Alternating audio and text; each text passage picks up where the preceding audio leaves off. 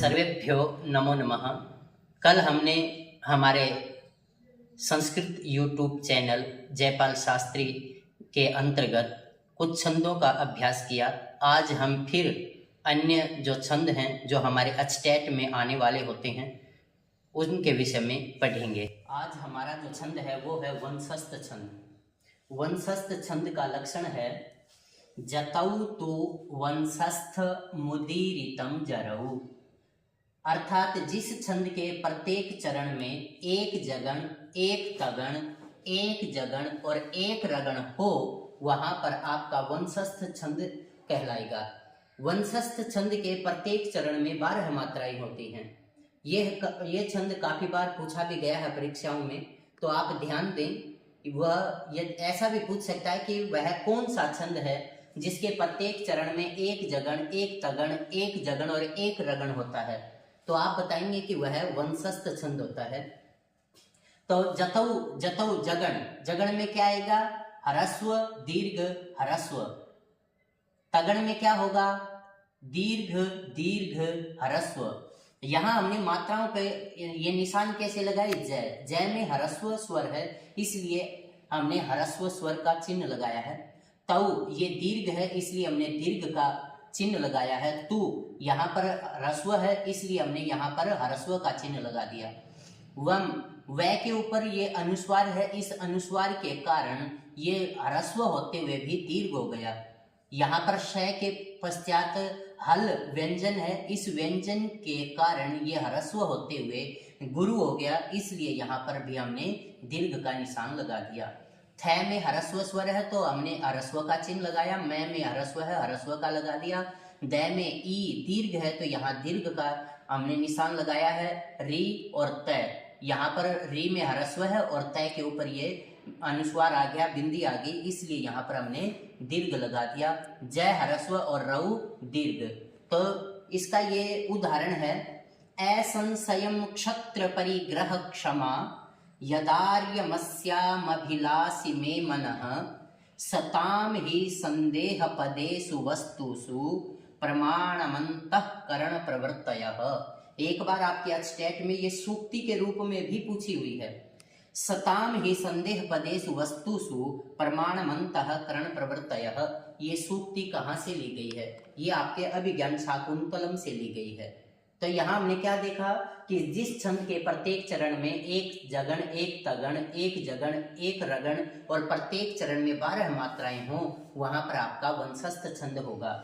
ए ह्रस्व, स के ऊपर अनुस्वार है तो हमने दीर्घ निशान लगा दिया। स ह्रस्व, य के ऊपर फिर ये अनुस्वार है, दीर्घ आ गया।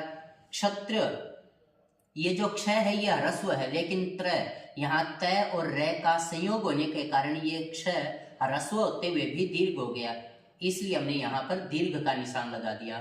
त्र ह्रस्व, प और री, ये री ह्रस्व थी लेकिन प तो ह्रस्व है, ये ह्रस्व री होते हुए यहाँ इनका ग और र का संयोग होने के कारण ये दीर्घ हो गया, तो हमने इस पर दीर्घ का निशान लगा दिया। ग ह्रस्व है, ह्रस्व और यहाँ पर है ह्रस्व है लेकिन क्षय के कारण ये दीर्घ हो गया, इसलिए दीर्घ का निशान लग गया। क्षय ह्रस्व है, माँ ये दीर्घ हो गया।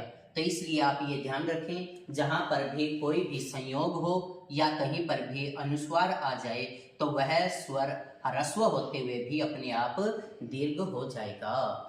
आर्या छंद लक्षण है यस्याः पादे प्रथमे 12 मात्रास्तथा तृतीयेऽपि 18 द्वितीये चतुर्थ के 15 आर्या, अर्थात जिस छंद के पहले और तीसरे पाद में 12 मात्राएं हों और दूसरे चरण में 18 मात्राएं हों और चतुर्थ चरण में 15 मात्राएं हों वहां पर आर्या छंद होगा। इसका उदाहरण है आपरितोषाद विदुषाम न साधु मन्ये प्रयोग विज्ञानम बलवद अपि शिक्षितानाम आत्मन्य प्रत्ययम चेतः। तो यहाँ पर इसके एक जो पहला चरण है उसमें 12 मात्राएं होंगी, तीसरा जो चरण होगा उसमें भी 12 मात्राएं होंगी, जो आपका दूसरा चरण होगा उसके अंदर 18 मात्राएं होंगी और जो आपका चतुर्थ चरण होगा उसमें 15 मात्राएं होंगी, वो आपका आर्या छंद होगा। एक बार स्टेट में ये श्लोक दे करके आपके छंद में भी पूछा हुआ है कि ये बताइए कि इसमें कौन सा छंद दिया गया है। तो आपने ये देखना है कि भाई आपसे अलग अलग भी पूछ सकता है कि वह कौन सा छंद होता है जिसके पहले और तीसरे चरण में 12 मात्राएं और दूसरे चरण में 18 और चतुर्थ चरण में 15 मात्राएं होती हैं। तो वह कौन सा छंद है, आपने ये छंद का ध्यान रखना है, ये आर्या छंद कहलाएगा। उपजाति छंद, हमारी परीक्षा में इसके विषय में जो पूछा गया प्रश्न है वो ये प्रश्न है कि वह कौन सा छंद है जो दो छंदों के मिलने से बनता है। इंद्रवज्रा और उपेंद्रवज्रा के संयोग से बनने वाला जो छंद है वो उपजाति छंद कहलाएगा।